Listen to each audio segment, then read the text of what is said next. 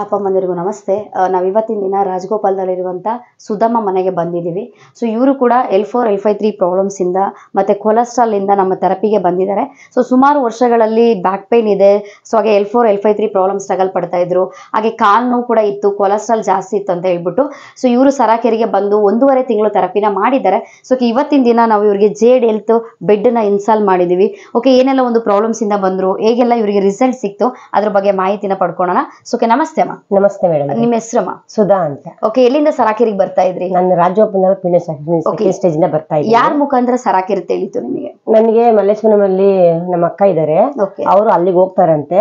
ಅವ್ರು ಹೇಳಿದ್ರು ಈ ತರ ಸರಾಕೆರೆಗೆ ಬರ್ತಾ ಇರೋ ಕಡೆ ಹೋಗು ಅಂತ. ಅವಾಗ ಸರ್ಚ್ ಮಾಡಿದಾಗ ದಾಸರಳ್ಳಿ ಸಿಕ್ತು, ಹಂಗಾಗಿ ನಾನು ಬಂದೆ. ಓಕೆ, ಏನ್ ಪ್ರಾಬ್ಲಮ್ ಇತ್ತಂತ ಸರಾಕೆರೆಗೆ? L4 L5 ಡಿಸ್ಕ್ ಬಲ್ಜ್ ಆಗಿತ್ತು. 8 ವರ್ಷದಿಂದ ತುಂಬಾ ಪ್ರಾಬ್ಲಮ್ ಅಲ್ಲಿ ಇದ್ದೆ. ಕೆಲವು ಕಡೆ ಅಡ್ಮಿಂಟ್ ಆಗಿದ್ದೀನಿ, ಆಯಿಲ್ ಮಸಾಜ್ ಮಾಡಿಸಿದ್ದೀನಿ.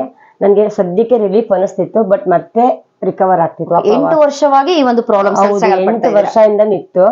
ಎಲ್ಲಾ ಕಡೆ ತೋರಿಸ್ತಾ ಇದ್ದೆ, ಆದ್ರೆ ಮೆಡಿಸಿನ್ ತಗೊಳಕ ಕಮ್ಮಿ ಆಗೋದು, ಮತ್ತೆ ನನ್ಗೆ ಕೆಲಸ ಮಾಡಕ್ಕಾಗಲ್ಲ, ಕುತ್ಕೊಳ್ಳೋಲ್ಲ, ಬಗ್ಗಕ್ ಆಗ್ತಿರ್ಲಿಲ್ಲ. ಹಂಗಾಗಿ ಈಗ ಸೆರೆಕೆರೆ ಅಂತ ಇದ್ಮೇಲೆ ಬಂದ್ಮೇಲೆ ಪ್ರಾಬ್ಲಮ್ ಹೆಂಗ್ ಸ್ಟಾರ್ಟ್ ಆಯ್ತು ನಿಮಗೆ? ಬಸ್ಸಲ್ಲಿ ಡ್ರೈವರ್ ಹಿಂದೆ ಸೈಡ್ ಕುತ್ಕೊಂಡಿದ್ದೆ. ಡ್ರೈವರ್ ಬ್ರೇಕ್ ಆಗ್ತಾಗ ನಾನೀಗ ಮುಂದೆ ಹೋಗಿ ಹಿಂದೆ ಬಂದೆ. ಅವಾಗ ನನ್ಗೆ ಇಲ್ಲಿ ಎದ್ದಳಕ್ ಆಗ್ಲಿಲ್ಲ, ಹಿಂದಕ್ಕೆ ಬರಕ್ ಆಗ್ಲಿಲ್ಲ. ಅವಾಗ ನೋವು ಸ್ಟಾರ್ಟ್ ಆಗಿದ್ದು. ಅವಾಗ MRI ಸ್ಕ್ಯಾನ್ ಅಲ್ಲಿ ನನ್ಗೆ ಮೂಳೆ ಜರುಗಿದೆ, ಅಂದ್ರೆ ಡಿಸ್ಕ್ ಬಲ್ಜ್ ಆಗಿದೆ ಅಂತ ಹೇಳಿದ್ರು. ಅದಕ್ಕೇನು ಮೆಡಿಸಿನ್ ಅನ್ನೋದಕ್ಕೆ ನೆಟ್ಟು ಬೋಲ್ಟ್ ಹಾಕ್ಬೇಕು, ಅವಾಗ ನೀವು ಗೊಂಬೆ ತರ ಇರ್ಬೇಕು, ಬಗ್ಗಂಗಿಲ್ಲ ಅಂತ ಹೇಳಿದ್ರು. ನಾವ್ ಹಾಗಾಗಿ ಅದ್ ನೆಟ್ಟು ಬೋಲ್ಟ್ ನಾವ್ ಹಾಕಿಸ್ಲಿಲ್ಲ. ಹಿಂಗೆ ಥೆರಪಿಗಳನ್ನ ಮಾಡಿಸ್ಕೊಂಡು ಲೈಫ್ ಲೀಡ್ ಮಾಡ್ಕೊಂಡು ಬಂದ್ವಿ, ಮುಂದೆ ನೋಡೋಣ ಅಂತ. ಡಾಕ್ಟರ್ ಸಜೆಷನ್ ಮಾಡಿದ್ರ?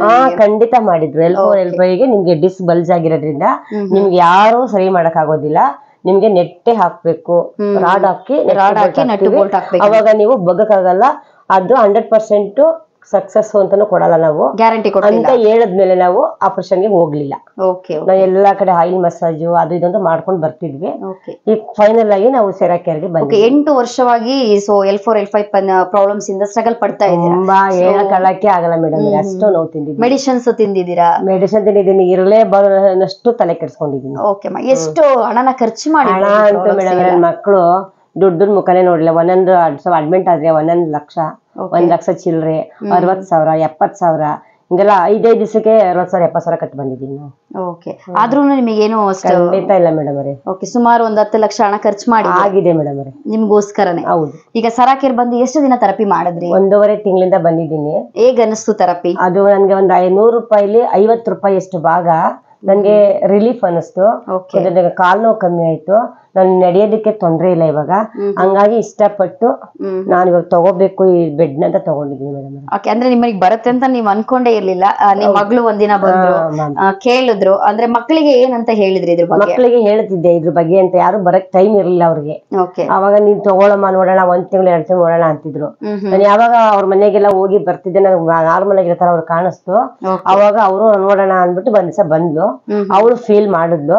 ಆಮೇಲೆ ತಗೊಳ್ಳಿ ಅಂದ್ಬಿಟ್ಟು 4 ಜನ ಮಕ್ಕಳು ಸೇರಿಸಿ ಕೊಡ್ಸಿದ್ದಾರೆ. ಅಂದ್ರೆ ನಿಮ್ಮ ಆಟಿಟ್ಯೂಡ್, ಓಕೆ ನಮ್ಮಮ್ಮ ಚೆನ್ನಾಗ್ ಆಗ್ತಾ ಇದಾರೆ, ಓಕೆ ಇದರಿಂದ ಇನ್ನ ಚೆನ್ನಾಗ್ ಆಗ್ಬೋದು. ಕರ್ನಾಟಕ ಹೋಗ್ತಿರ್ಲಿಲ್ಲ, ನನ್ ಕೈಲಿ ಆಗಲ್ಲ. ಅವಾಗ ಕಾರ್ ಬುಕ್ ಮಾಡ್ತಿದ್ದೆ, ನಾನು ಬಸ್ಸಲ್ಲಿ ಹೋಗಿ ಬಸ್ಸಲ್ಲಿ ಬರ್ತಾ ಇದ್ದೀನಿ. ಕಾರೇ ಬುಕ್ ಮಾಡ್ತಾ ಇದ್ದಿದ್ದು. ಅಲ್ಲಿಂದ ಮಾಡೋರು ಇಲ್ಲಿ ಹತ್ಕೊತಿದ್ದೆ. ಅಲ್ಲಿ ಹೇಳೋರು, ಡ್ರೈವರ್ ಹೇಳೋರು ಅವ್ರಿಗೆ ಡಿಸ್ಕ್ ಬಲ್ಜ್ ಇದೆ ಅಂತ. ನಾನು ಬೆಡ್ಡಲ್ಲಿ ಮಲ್ಕೊಂಡು ಹೋಗ್ತಿದ್ದೆ. ನಾನು ಕಾರಲ್ಲಿ ನಾನು ಕುತ್ಕೊಂಡು ಹೋಗ್ತಿರ್ಲಿಲ್ಲ, ಜಂಪ್ ಮಾಡ್ಬಿಟ್ರೆ ಮತ್ತೆ ಜರುಗ್ಬಿಡುತ್ತೆ ಅಂತ. ಯಾವಾಗಲೂ ಮಲ್ಕೊಂಡು ಹೋಗಿ ಆಟೋದಲ್ಲೂ ಮಲ್ಕೊಂಡು, ಆಟೋದಲ್ಲ ಮರುಗ್ ಕಳಿಸೇ ಇರ್ಲಿಲ್ಲ. ಕಾರಲ್ಲೇ ಬುಕ್ ಮಾಡೋದು. ಯಾವಾಗ್ಲೂ ಕೂಡ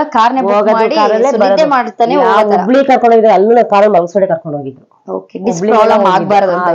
ಆಗ್ಬಿಟ್ಟಿದೆ. ಮತ್ತೆ ನೆಕ್ಸ್ಟ್ ಸ್ಟೆಪ್ ಫಸ್ಟ್ ಅಲ್ಲಿ ಇದೆ, ಸೆಕೆಂಡ್ ಸ್ಟೇಜ್ ಹೋಗಿ 3rd ಗೆ 4th ಗೆ ಹೋದ್ರೆ ನೆಟ್ ಬೋಲ್ಟ್ ಬಿಟ್ಟರೆ ಏನು ಇಲ್ಲ, ರೀಸನ್ ನಿಮ್ಗೆ ಸೊಲ್ಯೂಷನ್ ಅದೇ ಡಾಕ್ಟರ್ಗಳು ಹೇಳಿದ್ರು. ಬಂದು 1.5 ತಿಂಗಳು ಥೆರಪಿ ಮಾಡಿದಿರಲ್ಲ, ಹೇಗೆ ಅನಿಸ್ತಾ ಇದೆ? ಥೆರಪಿ ಮಾಡಿ ನನಗೆ ಕಾಲ್ ನೋವೆಲ್ಲ ಕ್ಲಿಯರ್ ಆಗಿದೆ. ಮತ್ತೆ ಜೋ ಬರ್ತಿತ್ತು, ಜೋ ಬಂದಿಲ್ಲ ಇವಾಗ. ನೋಡಿ ಆರಾಮಾಗಿ ಕುತ್ಕೊಂಡಿದ್ದೀನಿ ಇವಾಗ ಬೆಡ್ ಮೇಲೆ. ನಾನು ಚಕ್ಕಬಲ ಕುತ್ಕೋತಿರ್ಲಿಲ್ಲ, ನೆಲದಲ್ಲಿ ಕುತ್ಕೋತಾ ಇರೋದನ್ನು. ನಾನು ಯಾವಾಗಲೂ ಚೇರ್ ಬೇಕೇ ಬೇಕಿತ್ತು. ಇವಾಗ ಪರವಾಗಿಲ್ಲ ಅಂದ್ಮೇಲೆ ನಾನು ಈ ಬೆಡ್ ನ ಪರ್ಚೇಸ್ ಮಾಡಿರೋ. ಈಗ ನೀವು ಖರ್ಚು ಮಾಡಿರೋ ಅಮೌಂಟ್ಗೂ ಈಗ ನೀವ್ ಇನ್ವೆಸ್ಟ್ ಮಾಡಿರೋಂತ ಜೇಡ್ ಹೆಲ್ತ್ ಬೆಡ್ಡಿಗೂ ಅಮೌಂಟ್ ಜಾಸ್ತಿ ಅನಿಸ್ತಾ ಇದೆಯಾ? ಅಮೌಂಟ್ ಜಾಸ್ತಿ ಆಗಿಲ್ಲ ಮೇಡಮ್ ಅವ್ರೆ. ಅದ್ರ ಕಾಲ್ ಭಾಗದಲ್ಲಿ ಕಾಲ್ ಭಾಗಕ್ಕೆ ಹಾಕಿದೀನಿ ಅಷ್ಟೇ. ನಾನು ಅಮೌಂಟ್ ಎಲ್ಲ ಜಾಸ್ತಿ ಇಲ್ಲ. ಈಗ ಸರಾಕೆರೆಗೆ ಬರುವಂತ ಈ ತರ ಪ್ರಾಬ್ಲಮ್ ಎಷ್ಟೋ ಜನ ಅಲ್ಲಿ ಬರ್ತಾ ಇರ್ತಾರೆ. ಈ ವಿಡಿಯೋ ಮುಖಾಂತರ ನೀವೇನು ಹೇಳಕ್ ಇಷ್ಟಪಡ್ತೀರಾ ಅವ್ರಿಗೆ? ಖಂಡಿತ ಎಲ್ಲರೂ ಖುಷಿಯಿಂದ ಬನ್ನಿ, ನಿಮ್ ಹೆಲ್ತ್ ನ ಕಾಪಾಡ್ಕೊಳ್ಳಿ ಅಂತ ಹೇಳಕ್ ಇಷ್ಟಪಡ್ತೀನಿ. ಓಕೆ, ಇಷ್ಟೋ ತನಕ ಅಮ್ಮ ಆರೋಗ್ಯದ ಬಗ್ಗೆ ಅವೇರ್ನೆಸ್ ಕೊಟ್ಟಿದ್ದಾರೆ. ಆಕ್ಚುಲಿ ಇವಾಗ ಸಿಂಗಲ್ ಅವರು, ಸೊ ಈಗ ಮಕ್ಳನ್ನೆಲ್ಲಾರು ಮದುವೆ ಮಾಡಿ ಕೊಟ್ಟಿದ್ದಾರೆ. ನಮ್ಮಮ್ಮ ಚೆನ್ನಾಗಿರ್ಬೇಕಂತ ಮಕ್ಳೆಲ್ಲರೂ ಸೇರಿಸಿ ಈ ಒಂದು ಬೆಡ್ ನ ಅವರಿಗೆ ಕೊಡ್ಸಿರೋಂಥದ್ದು. ಇಲ್ಲಿ ಬಂದ್ಮೇಲೆ ಬೆಸ್ಟ್ ರಿಸಲ್ಟ್ ಸಿಕ್ಕಿದೆ. ಹಾಗಾಗಿ ನಮ್ಮಮ್ಮ ಮನೇಲಿ ಮಾಡ್ಕೊಳ್ಳಿ ಅಂತ ಅವರು ಗಿಫ್ಟ್ ಆಗಿ ಕೊಡ್ಸಿರೋಂಥದ್ದು ಅಮ್ಮಗೆ. ಅಲ್ಲಿ ಬಂದ್ಮೇಲೆ ಸೊ ಬೆಸ್ಟ್ ರಿಸಲ್ಟ್ ಸಿಗ್ತಿದೆ. ಸರಾಕೆರಲ್ಲಿ ಬರುವಂತ ಎಲ್ಲರಿಗೂ ಕೂಡ ಸೊ ಆರೋಗ್ಯನ ಕಾಪಾಡ್ಕೊಳ್ಳಿ, ರೆಗ್ಯುಲರ್ ಆಗಿ ಬನ್ನಿ ಅಂತ ಸೊ ಅವ್ರು ಹೇಳ್ತಾ ಇದಾರೆ. Okay, thank you. ನಮಸ್ತೆ.